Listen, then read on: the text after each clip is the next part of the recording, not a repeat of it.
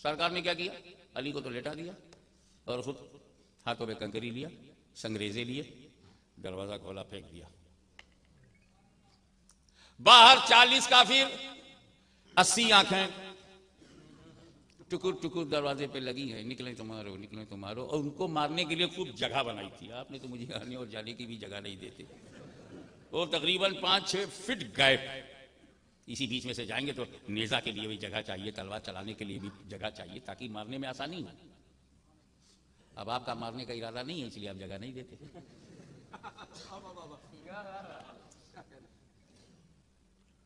अब काफिरों के सामने से हुजूर गुजर गए और इस बात को कोई गलत ना समझे तो रब को पसंद आया, फरमाया वमा रमैता इज़ रमैता वलाकिन्नल्लाह रमा। ये जो कंकरी तुमने फेंकी थी, तुमने नहीं फेंकी बल्कि अल्लाह ने फेंकी थी। तो कंकरी रसूलुल्लाह ने फेंकी, सब अंधराई गए, चौंधियाई गए, अंधे हो गए, आंख रख के जागते हुए नबी जा रहे हैं, दिखे ही नहीं। तवज्जो चाहूंगा, जुमला बारीकी से बोलूंगा। मेरा नबी हकीकतन जा रहा है, काफिरों ने देखा ही नहीं। तो मेरा नबी काफिरों को नहीं दिखते।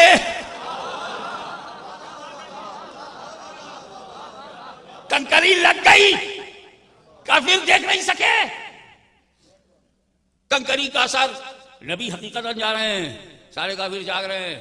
40 खड़े हैं, 20 इधर 20 उधर, 20 से सरकार चले गए, उन्होंने देखा ही नहीं। तो नबी का आना जाना काफिर नहीं देखते। अब अगर तुम मिलादुन्नबी करते हो, सल्लल्लाहु अलैहि वसल्लम पढ़ते हो, तो हमने नबी को नहीं देखा, कभी जलसे में नहीं देखा, मौलूद मिलादुन्नबी में नहीं देखा, सुन्नियों के किसी घर में नहीं देखा, किसी दरबार में नहीं देखा। तो झगड़ा मत करना, समझ जाना कंकरी का असर जारी है।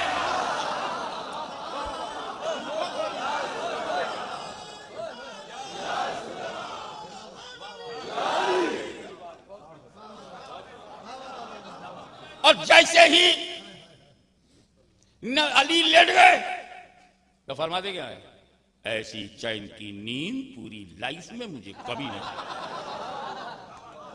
बिस्तरे मौत पर चैन की नींद, हथियार बंद काफिरों के होते हुए इतनी ये सुकून, ये सेटिस्फैक्शन, ये इत्मीनान, ये चैन की नींद। हमारा तजर्बा ये है कि अगर 2 बजे रात को किसी के घर में 4 रेंजर्स आ जाएं, पूरे परिवार की नींद उड़ जाएगी।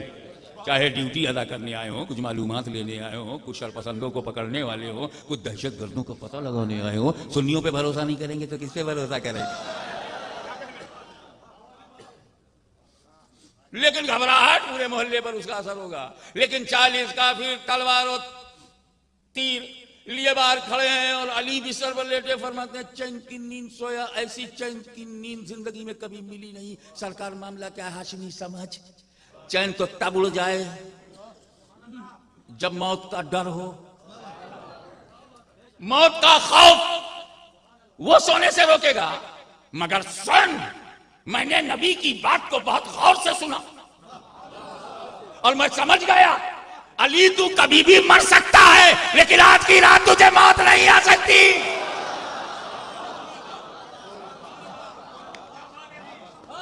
क्योंकि नबी ने कहा है, ए अली बिस्तर पर सो जाओ, सुबह उठना, अमानत बांटना, फिर मदीने आना। मेरे नबी ने जिंदगी की गारंटी ले लिया।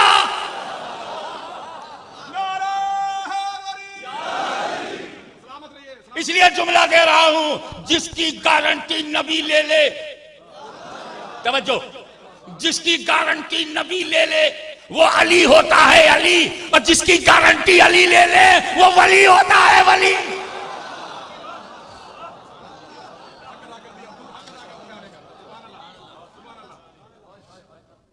और वहां से जैसे ही रसूल पाक निकले, सीधे सिद्दीक अकबर के घर गए।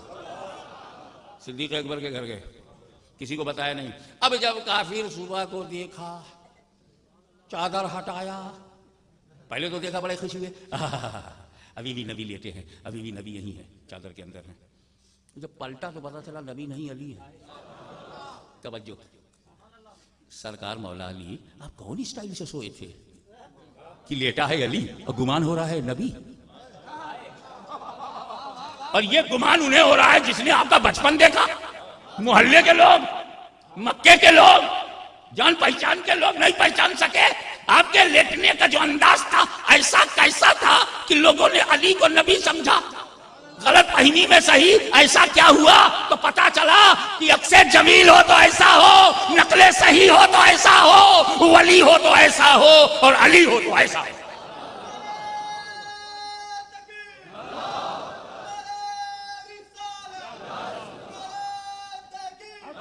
अब उसके बाद जब सिद्दीक अकबर के घर, जब सिद्दीक अकबर के यहाँ चले गए तो किसी से बताया नहीं।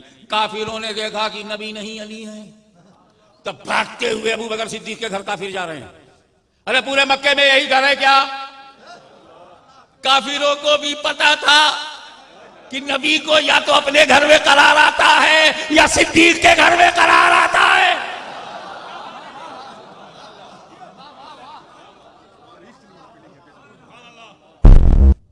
वाह,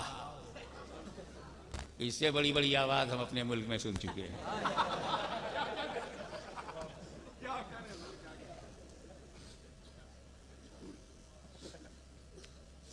हुजूर सल्लल्लाहु ताला अलैहि वसल्लम की ये मौजिज़ा बड़ा आम था। चांद के तो एक ही बार टुकड़े किए, मगर ये बड़ा आम था कि जहां जहां इंसानों का निशान पड़ता है वहां नबी का नहीं पड़ता, और जहां जहां इंसानों का निशान नहीं पड़ता नबी का पड़ता है। कीचड़ में हम पैर रखें तो निशान बनेगा, गीली मिट्टी पर पैर रखोगे तो निशान बनेगा। मेरा नबी रखेगा तो निशान नहीं बनेगा। पत्थरों पे साल भर खड़े रहो तुम्हारा निशान नहीं बनेगा। मेरा नबी सिर्फ एक लम्हे के लिए पैर रख दे तो निशान बनेगा। मैंने नर्म मिट्टियों से कहा हमारे पैर का निशान बनता है, नबी के पैर का निशान क्यों नहीं बनता? कहा तेरी तरह है कहां? मैंने पत्थरों से पूछा मेरा निशान नहीं बनता, नबी का बनता क्यों है? पत्थर ने भी कहा अबे तो मिट्टी से तुम बने हो वो तुम्हारे खिलाफ गवाही दे रही है, पानी से तुम बने हो तुम्हारे खिलाफ गवाही दे रही, कीचड़ से तुम बने हो वो भी तुम्हारे खिलाफ गवाही दे रही है। ये जितने बेजान हैं वो इतने साहिब ईमान हैं। तुम जान रख के, जुबान रख के, कुरान रख के ईमान ना पा सके।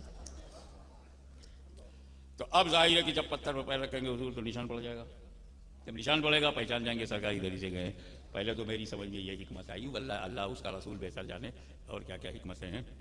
इसीलिए रसूल पाक ने सिद्दीक अकबर से कहा मुझे अपने कांधे पे उठाओ। अब जब सिद्दीक अकबर ने रसूल को कांधे पे उठा लिया तो पैर जो है वो हवा में आ गया। अब जमीन पे पड़ ही नहीं रहा, निशान बन ही नहीं रहा है, तो काफिर ढूंढे तो कैसे ढूंढे? अभी जब काफिर पीछा कर रहा है तो सरकार निशाने कदम बनाए क्यों? निशाने कदम तो आशिकों के लिए होता है, अपने सजदों के लिए ले गया मेरी जमीन और मेरे सजदों के लिए नक्शे पा छोड़ गया, आशिकों के लिए नक्शे कदम। अब सिद्दीक अकबर ने उठाया। जैसे ये मंजर सुन्नियों ने देखा कि नबी के कांधे पर अबू बकर सिद्दीक, तो वही हमने अपना अकीदा बना लिया कि जिस सिद्दीक ने जीते जी बारे नबूवत उठाया हो उसकी मौजूदगी में बारे खिलाफत कौन उठाए?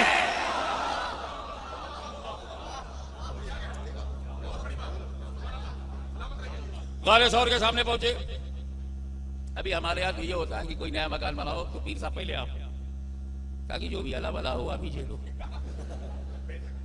हम शबीह गौसे आजम सरकार सैयद अली हुसैन जो पीरो मुर्शिद है हिज़्बुल अहनाफ के तमाम बुजुर्गों के, सैयद अबुल बरकात, सैयद अहमद के, हज़रत सैयद अबुल हसनात के पीरो मुर्शिद, मुफ्ती अहमद यार खान साहब के पीरो मुर्शिद, वो दिल्ली आए, उनके मुरीद ने एक घर में टिका दिया।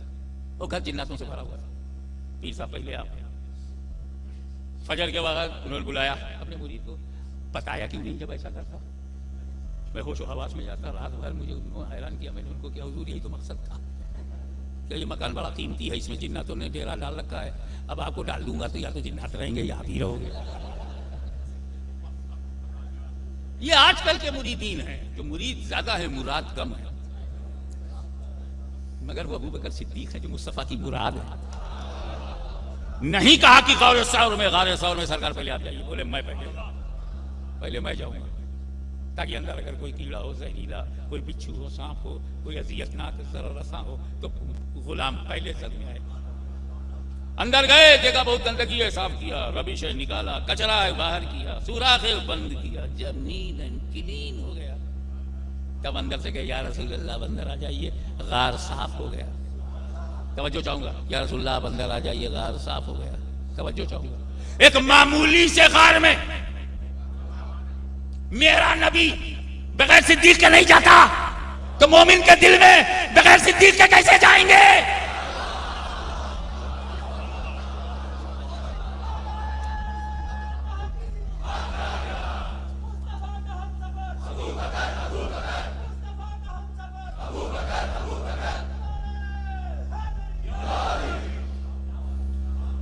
अब आपने अपने देख लिया कायदे अहले सुन्नत में क्या है। मैंने दोनों पहलू आपके सामने रखा, फिर आइए काबे में बुतों को तोड़ना है। हजरत बिलाल ने कहा जाओ छत पे चढ़ जाओ, आजान दो। बड़े बड़े सरकर्ता लोग खड़े हैं, बड़ी बड़ी हैसियत इज्जत अजमत वाले खड़े हैं। मौका मिला गुलाम, जाओ छत। और बेहतरीन साहबा की जमात में अंदर बुत तोड़ने के लिए नबी ने हाथ पकड़ा अली का। मैं बहुत दिनों तक सोचता रहा, तोड़ने में जो मजा फारूक आजम के हाथ से आता, इतने टुकड़े कर दे कि टुकड़ों के भी टुकड़े हो जाए। अली क्यों? मसलहतों पे जब गौर किया तो रब की तौफीक से जो पता चला, जो एहसास हुआ, जो मालूम हुआ, आज भी अली ही मुनासिब है। इन्हीं की जन्मभूमि है, इन्हीं की जाए पैदाइश है, इन्हीं बुतों की वजह से आंख बंद रखी थी। अब हर आदमी को अपनी पैदाइश की जगह को पाक करने का बुनियादी हक है। ये काबा भी है, मौलूद अली भी है। इस मौलद अली को दस्ते अली से साफ किया जाए। और जब सारे पत्थरों को उनकी सही जगह पहुंचा दिया गया, इस्लाम जो है जुल्म नहीं करता, हर एक को उसकी सही जगह पे रख देता। बुतों की जो सही जगह है वहां रख दिया, बुत परस्तों ने गलत जगह रखा था। एक ऊपर रह गया, एक ऊपर रह गया, हाथ नहीं पहुंच रहा है, बताइए। तो नबी करीम ने क्या किया वो देख, ए अली मेरे कांधे पे पैर रख के खड़े हो। मोहब्बत का तकाजा तो यह है कि हुजूर सल्लल्लाहु अलैहि वसल्लम का नालैन हो, उनका पहना हुआ कुर्ता हो, हम उसे पैर नहीं रख सकते। और अली ने नबी ही के कांधे पे पैर रख दिया। बोले अदाब मोहब्बत के भारी है। मैं आपको एक लेसन दूं जिसको मैं झेलता बहुत हूँ, जलसों में आते हुए भी, जाते हुए भी। ऐसा नहीं है कि हाथ मिलाना कोई बुरी बात है, मौका महल देखना चाहिए। दो चार आदमी मुझसे मुसाफा किए मैंने ऊपर हजरत की क़यामगाह पे, अपनी क़यामगाह पे सबसे मैं मिला। सुन्नत है दो चार आदमी मिल रहे हैं, 2-400 2-4,000 अजियत। देखिए मोहब्बत बहुत कीमती है, उसके बगैर ईमान नहीं। मगर मोहब्बत बहुत डेंजर भी है, उसके बगैर कुफ्र भी नहीं। रसूल की मोहब्बत से अगर ईमान मिलता है तो बुतों की मोहब्बत से, अरे बुतों की मोहब्बत में लोगों ने खुदा को छोड़ दिया, मोहब्बत ही ने गुमराह किया। बीवी की मोहब्बत में मां बाप को छोड़ दिया, मोहब्बत ही ने तो गुमराह किया। दौलत की मोहब्बत में हलाल हराम छोड़ दिया, मोहब्बत ही ने तो गुमराह किया। मोहब्बत एक बहता हुआ दरिया है, अपनी लिमिट में रहे, हद में रहे। खेतियां आबाद होती हैं, लेकिन अगर वो रास्ता बदल दे, जाती पर उतर आए तो आबादियां बर्बाद हो जाती हैं। ऐसे ही मोहब्बत है। तो दरिया के पानी के लिए क्या किया? बांध बांध दिया, अपनी मर्जी से बहने ना पाए। तो सूफिया किराम ने, औलिया किराम ने क्या किया? बहते हुए मोहब्बत के दरिया पर अदब का बांध बांध दिया, बहकने ना पाए। अदब, अदब के चारों तरीके नमाज में। हाथ बांध के खड़ा होना ये भी नमाज में है, रुकू करना ये भी नमाज में है, सजदा करना वो भी नमाज में है, और बड़े अदब से बैठ जाना तहियत पढ़ने के लिए वो भी नमाज में है। ये 4 अदब है जिसमें 2 मना है कि तुम किसी के लिए रुकू नहीं करोगे, किसी के लिए सजदा नहीं करोगे, तो हाथ बांध के खड़े होने की तो इजाजत है। आपका मुर्शिद आया, आप हाथ बांधे खड़े हो। नंबर 2, कान इसलिए बनाया कि उसमें से आवाज जाए, जबान इसलिए बनाया कि उससे बात करो, जायका जाए, नाक इसलिए बनाया कि उसके अंदर खुशबू जाए, और आंख इसलिए बनाया कि उससे महबूब दिल के अंदर जाए। आप कहां आंखों का इस्तेमाल कर पाते हैं? आप हाथ यूं बांधने के बजाय हाथ ही यूं करते हैं। ये नमाज में कब है? ये अदब कहां है? पूरी लातादाद लोगों ने सरकार से एक ही वक्त में मुसाफा किया हो, छुप कहीं से भी दिखाओ। साहबे कराम तो आंख नहीं मिलाते थे। अदब आपने कहां से? जज्बा है तो जज्बा को बांधो अदब के बांध से। बादब बा नसीब, बा मोहब्बत बा नसीब नहीं, बादब बा नसीब। और जो चीज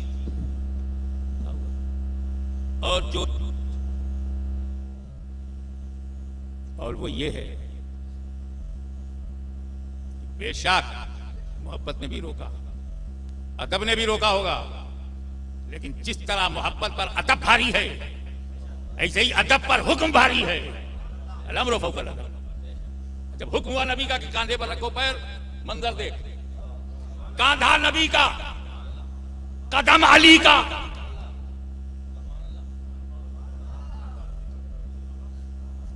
दूसरे लफ्जों में, कांधा नबी का, कदम उम्मती का, कदम अली का। किसी को ताज्जुब नहीं हुआ कि अली बाहर आके कहे कि मेरा कांधा नबी, मेरा पैर नबी के कांधे पे था। किसी को ताज्जुब नहीं होगा। तो फिर उस अली का पोता अगर बगदाद के मिंबर पर खड़ा होकर बोले मेरा कदम औलिया अल्लाह के कांधों पर है, तो कौन से ताज्जुब की बात है? ये अली की नस्ल पाक है। अगर बगदाद में देखा तो गौसे आजम नजर आया, अजमेर में देखा तो गरीब नवाज नजर आया। एक इमाम हसन का पोता बगदाद में, दूसरा इमाम हुसैन का पोता अजमेर में।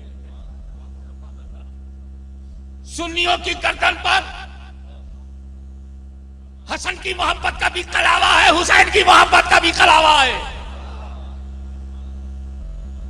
आए मेरे नबी ने जब दीन को फैलाने के लिए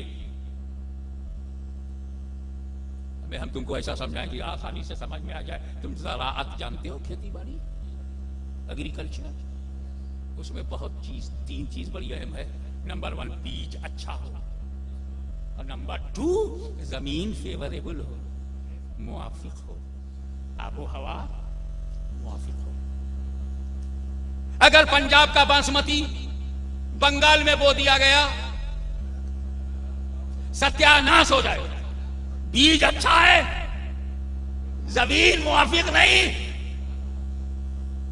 अगर बसरा की खजूर सिंध में लाके बो दिया जाए, चौपट हो जाएगी, क्योंकि बसरा की आला क्वालिटी की खजूर सिंध और पंजाब में नहीं चलेगी।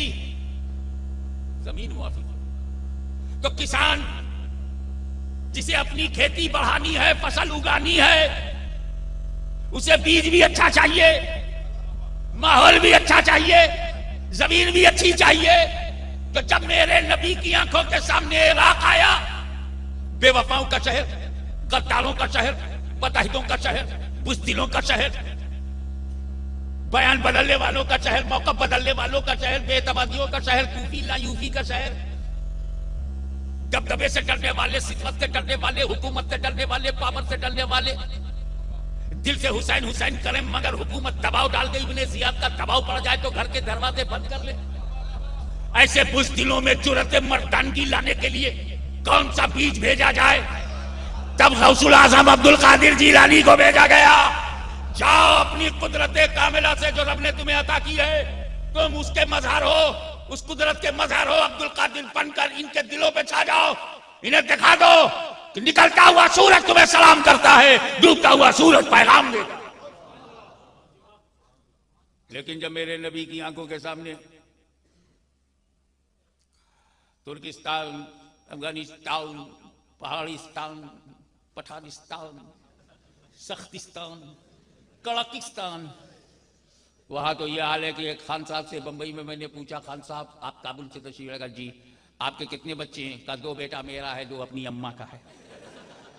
मैंने कहा खान साहब 2 आपका है, 2 अपनी उसकी अम्मा का है। जी क्या मामला है? बोले 2 बंदूक उठा सकते हैं, शिकार कर सकते हैं, गोली मार सकते हैं, वो मेरे बेटे हैं। अभी 2 बहुत छोटे हैं, बंदूक नहीं चला सकते, तो वो अपनी अम्मा की। ऐसे मिजाज में, ऐसे माहौल में, ऐसी आबो हवा में कौन सा बीज भेजा है? तो मुस्तफा जाने रहमत ने अपने खजाने से सिलसिले आलिया, नक्शबंदिया आकाए नक्शबंद का बीज भेजा, कड़क जमीन पर कड़क सिलसिला, सख्त जमीन पर सख्त सिलसिला। लेकिन जब हिंदुस्तान सामने आया, पाकिस्तान, बांग्लादेश और भारत की बात नहीं, जब हिंदुस्तान सामने आया, सिंध भी सामने है, हिंद भी सामने है, जब पूरा बर्रे सगीर सामने आया, तो हुजूर ने गौर फरमाया, क्या जमीन है, क्या आबो हवा है, क्या फेवरेबल है, कितनी मुआफिक है। पूरी जमीन हिमालय से लेकर मुल्तान और सिंध तक, कश्मीर से लेकर कन्याकुमारी तक, ये तो प्रीत की जमीन है, मीत की जमीन है, गीत की जमीन है, संगीत की जमीन है। ऐसी जमीन के लिए कौन सा बीज भेजा जाए? क्योंकि इस्लाम फैला हुआ नहीं था, सिमटा हुआ था। कोई 900 साल से कुछ लोग बन गए थे, कुछ 1000 साल से थे, ज्यादा नहीं थे। अब उन्हें इस्लाम की तरफ राग़िब करने के लिए कैसा बीज भेजा जाए? गीत वालों को, मीत वालों को, प्रीत वालों को, संगीत वालों को इस्लाम की रूहानियत में कैसे ढाला जाए? कौन सा बीज भेजा जाए? यहां तो देखने को नहीं मिलेगा, मगर हमारे मुल्क में मिलता है कि जब कोई मर जाता है तो राग होता है। चलिए, शादी ब्याह में लोगों ने ढोल बजा दिए, नाच लिए, समझ में आया ये बेवकूफ़ी है, नादानी है, दीवानगी, खुशी में एक्साइटेड है, हराम का भी ख्याल नहीं किया, नाचने गाने लगा, हराम का ख्याल नहीं किया, एक्साइटेड है, चलो okay, it is a matter of happiness, शादी ब्याह का मामला है, पगला गया। लेकिन इंडिया में अगर कोई मर जाता है, हमारे यहाँ, मेरे गांव के सामने किचौसा शरीफ में एक लाश लेके जा रहे थे, तो एक मिट्टी की हांडी में धुआं निकल रहा है। मैं समझा कि इसी आग से इसको जलाया जाएगा। पहले ये जलाते हैं, बाद में फरिश्ते।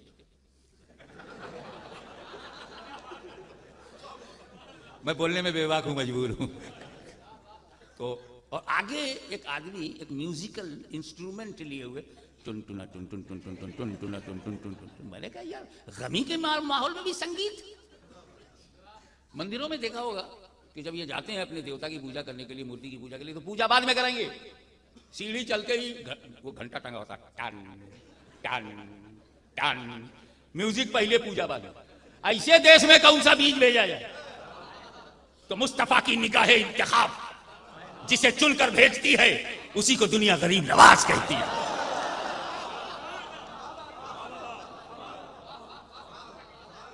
गरीब नवाज जब आए तो किसी कमजोर इलाके में नहीं आए। वो क्या कहते हैं हिंदी में? हिंदू हृदय सम्राट, हिंदुओं के दिलों का राजा, पृथ्वीराज, जैसे मजबूत राजा के किले के सामने चटाई बिछा दिया। वो सब आए, राजा के सिपाही बोले, पेड़ के नीचे तुम लोग कौन? नया चेहरा, नया मॉडल, नई सूरत, नया। बुत परस्तों ने कभी ईमान देखा ही नहीं, ईमान से भरपूर चेहरा है। तुम यहाँ कहां पेड़ के नीचे बैठ गए? यहां तो राजा के ऊंट बैठेंगे। अभी दूसरे लोग होते ना तो लड़ते, मेरा हक है, मेरा पैदाइशी हक है, हक लेके रहेंगे, जान दे लेंगे, जान ले लेंगे। अबे जान देगा क्यों? जान लेगा क्यों? जान तेरे बाप की है। अल्लाह का दिया हुआ है, संभाल के रख। क्यों किसी को जान देगा? क्यों किसी की जान लेगा? माल तेरा नहीं, माल तो तेरा नहीं है, अपने माल की हिफाजत कर। ये औलाद है, कहीं बिगड़ ना जाए, इसकी हिफाजत कर। जान तो अता ही है, जान ले लेंगे, ये गल। मगर ख्वाजा गरीब नवाज ने क्या कहा? मुबल्लिगो, चिश्तियों से सीखो। जब से कहा गरीब नवाज से, उठ जाओ, यहां बैठेंगे। तो कहा अच्छा, फकीर उठता है, अब ऊँट ही बैठेगा। गरीब नवाज चल दिए, ऊंट बैठे, सुबह को उठाना हुआ, उठते ही नहीं, डंडे टूट गए, हाथ छल हो गया, ताकत ने जवाब दे दिया, ऊंट मार खा रहा है, उठ नहीं रहा है। मैंने आलमे ख्याल में ऊंट से पूछा, तू बैठा क्यों? बोले राजा के हुक्म से। उठता क्यों नहीं? ख्वाजा के हुक्म से। हिंदू राजा पर मेरा ख्वाजा भारी पड़ गया। अब आइए इस मोल पर, for your kind information, I am talking about service record. मैं मुकाबला नहीं करता वलियों का, मैं पागल नहीं हूं। एक समंदर है, उसकी लहरें हैं, लहरों को लहरों से लड़ाऊंगा, लहरों ही में गुम हो जाऊंगा, नीचे तक नहीं जाऊंगा, मोती नहीं पाऊंगा। मुकाबले की बात नहीं है, सर्विस रिकॉर्ड की बात है कि तमाम औलिया अल्लाह की तारीख में सिर्फ ओनली अकेले ख्वाजा गरीब नवाज की जात है। अपने अकेले एक हाथ पर 90 लाख मुशरिकों को कलमा पढ़ाया है। This is the service record of Khwaja Garib Nawaz, selected by prophet, supported by Maula Ali. 90 lakh लोगों ने कलमा पढ़ा है। किसी के हाथ पर 90 लाख लोगों का मुसलमान होना। और दूसरी बात बताऊं, अनकाउंटेबल औलिया अल्लाह में, बेशुमार वलियों में, अनगिनत औलियाए सिद्दीकीन में, वो औलिया के नाम जो दर्जे सिद्दीक को है, वो औलियाए सिद्दीकीन में सिर्फ 2 वली, ओनली 2 जिन्होंने बादशाहत छोड़ी। वली का नाम लो, कहां से आया पता लगाओ।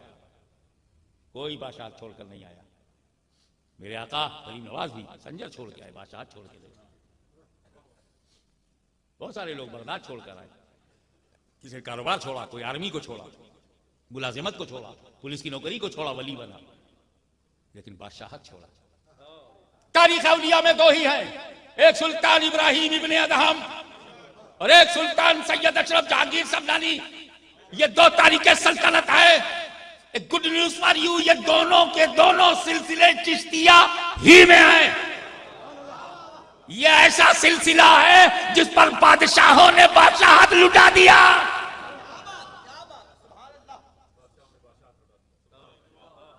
इसीलिए इसे सिलसिले चिश्त अहले बहिश्त कहते हैं। अब जुल्म जब बढ़ा तो राजा के सिपाहियों ने कहा, अना सागर से पानी लेते हो, ये कौन है? बोले अना सागर है। किसी ने तो कभी नहीं कहा कि अना सागर, मैं सागर हूं, वो बोला ही नहीं। तो यहां से पानी पर प्रतिबंध लग गया, पाबंदी लग गई, नहीं पी सकते पानी। वो मुरीद गया, गरीब नवाज से कहा, सरकार वो सिपाही आए हैं, कह रहे हैं कि अल्लाह सागर के पानी पे पाबंदी लग गई है, अब ये जो फकीर है इसके लोग नहीं पी सकते। गरीब नवाज मुस्कुराए, कहा बेटा पानी पे पाबंदी पहली बार नहीं, मेरे दादा हुसैन इब्ने अली पर करबला के मैदान में पाबंदी लग गई थी। मुस्कुराए, कहा घबराओ नहीं, ये कटोरा लो, जाओ अना सागर से कहना हसन संजरी ने बुलाया। पूरा दरिया सिमट गया कटोरे में। दरिया के पानी गरीब नवाज के हुक्म पे चले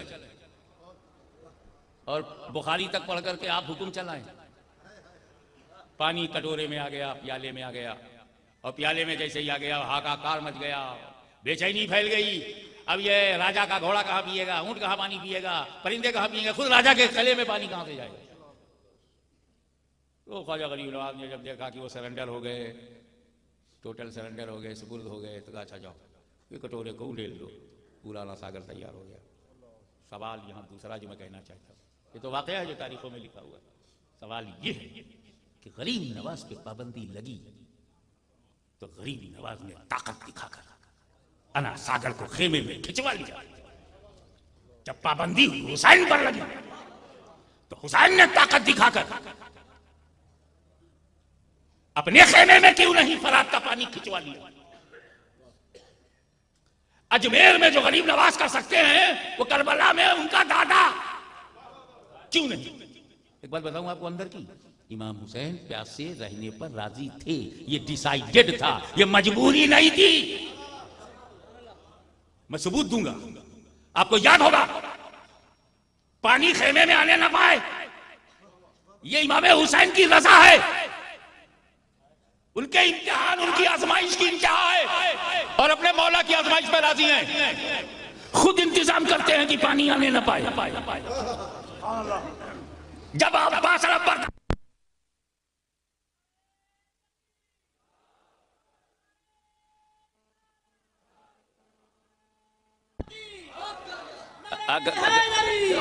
अगर नारे के बजाय आप खामोश रहते तब भी लाइट आ जाती। बात पर बात कहो तो अच्छा लगे। अब्बास अलंबरदार के बाजू कट गए, वो भी पानी न ला सके। तय किया था पानी आने न पाए, जो लेने जाए वो लौटने न पाए। और अंदर की बात बताऊं, दूध पीता बच्चा अली असगर क्यों औरतों की गोदों में रहा? कभी उमर बाप की गोद में उसको प्यासा देखा, बर्दाश्त नहीं हुआ। शहरबानों की गोद में, उन्होंने अपनी गोद से ज़ैनब की गोद में, जब इंतहा हो गई तो ज़ैनब ने हुसैन से कहा, भैया इसे संभालो, अपने लिए पानी ना सही। अली असगर जैसे छोटे से बच्चे, दूध पीते बच्चे के लिए थोड़ा सा पानी मांग लो। ज़ैनब भी गोद में लिए हैं, अभी इमाम हुसैन को दिया तो वो भी गोद में लिए। एक तीर आया, अली असगर शहीद हो गए। इन्ना लिल्लाहि व इन्ना इलैहि राजिऊन। सवाल मेरे दिमाग में नाच रहा था कि अली असगर को जमीन पे क्यों नहीं रखा गया? ये गोदों में क्यों रहा? गोदियों में क्यों रहा? आगोश में क्यों रहा? कभी माँ की गोद में, कभी फूफी की गोद में, आखिर में बाप की गोद में। अंदेशा ये था कि अली असगर को अगर मैंने जमीन पे रख दिया तो कहीं प्यासे अली असगर की एडियों की रगड़ से खेमे में पानी ना निकल आए।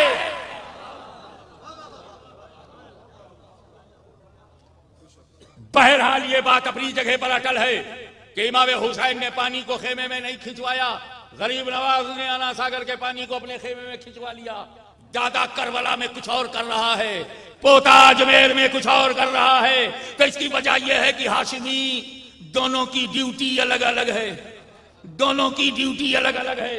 इमाम हुसैन करबला में इस्लाम बचाने के लिए गए थे, इस्लाम बचाने के लिए गए थे, और अजमेर में इस्लाम फैलाने के लिए आए।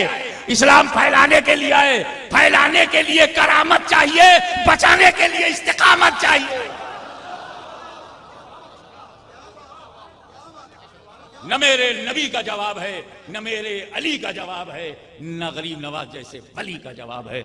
काबे का दरवाजा खोला, वहां पैदा हुए अली ने आकर बंद कर ली 360 बुत। अली जीते जी बुतों का चेहरा नहीं देखेगा, बुत अली का चेहरा नहीं देखेंगे। ये अकेला अली का चेहरा है जो बुतों के चेहरे से पाक रहा। करमल्लाहु वजहुल करीम, करमल्लाहु वजहुल करीम। यही वजह है कि जब बात हिजरत की आई तो सहाबा की उस बड़ी जमात में जो मुहाजिरीन है, अबे असली मुहाजिरीन, नकली नहीं, नाम नेहाद नहीं, अंसार भी हो तब मुहाजिर बने। अंसार गायब, मुहाजिर बन गए। मैं ये कह रहा हूं, मैं वही मक्के की बात कर रहा हूं, उसको कहीं और ना उठा के ले जाओ। कि उन तमाम मुहाजिरीन में सिर्फ 2 को चुना नबी ने। हिजरत की रात है, नबी की जात है, अली का साथ है, हाथ में हाथ है, तजल्लियों की बरसात है, रहमतों की बारात है, दोनों का साथ है, दुश्मनों की घात है। वो अल्लाह क्या बात है।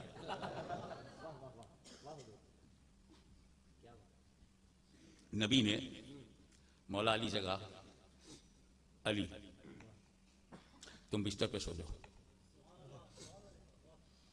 अल्लाह ताला ने रातों रात मुझे निकलने का हुक्म दे दिया है, रातों रात। तो ये हिजरत की रात, रातों रात मुझे मक्के से निकलना।